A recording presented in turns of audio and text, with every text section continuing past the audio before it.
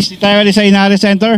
After 3 years guys, ngayon na ulit nagkaroon ng Changi dito sa Inares Center. Ayun, boss, Ay, sir. pwede kayo may interview? Okay nun po. Ayun, interview ko lang, ano pa pangalan niya? Ako po si Monico Sumulong Jr. aka Pukita Papaya. Ang haba po ha. Ganun po talaga ang pangalan ko. Mana po kasi ako sa Latina.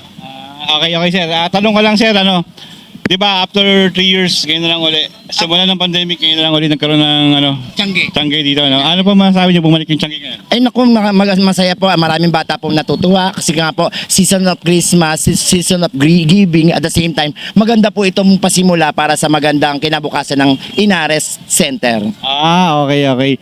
So, ano po yung pinagkaiba ngayon, sir? About nung last 3 years o so ngayon, present ngayon. Mas maraming laruan ngayon. Maraming laruan. Ngayon po, maraming laruan. Maraming dumaming tao. Nag-interview na ako yan. Sorry. Kilala niyo siya? Malala ko yan. Ah. Kasama niyo po sa... Ay, Dito tayo sa interview natin about sa Inares. Ano po yung pinagkaiba ng Inares ngayon, Changi? Ano yung position? Maganda po ba yung ng mga tao? mas mas mabuhay na buhay po ang Changi ngayon kumpara yung nakaraan. Kasi nakaraan po talaga medyo matamlay. Ngayon po ay talagang progresibo at saka maganda po ang pinapakita ng gobyerno ng Inares po ngayon. Marami na kasing ilaw ngayon. Nag-interview ako kuya eh. Okay lang. Sige po, ikaw mo. Yun, ayun na nga. So, napidyo na po tayo sir. Ayun. Sobrang saya ng mga tao, sobrang saya, ang daming bata, ang daming gumagala ngayon. Tsaka sobrang dumaming population ngayon. Kuya! Interview ako eh. Mamaya na. Pastor po eh.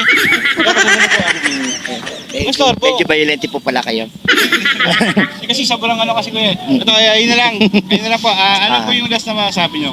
Masaya po ngayon dito sa Inares na talaga nagbibigay talaga dito ng inspiration sa bawat isa, bawat mga kabataan. Ito ang mukha ng kaligayahan. Okay. Naman sila masasaya pero Kuya naman! Interview ko eh. Ano po? Kuya, ito ko na lang kuya sa likod. Mamaya, interviewin kita mamaya. So, sir, ayun. Ito po, ano po yung masabi nyo? Sir?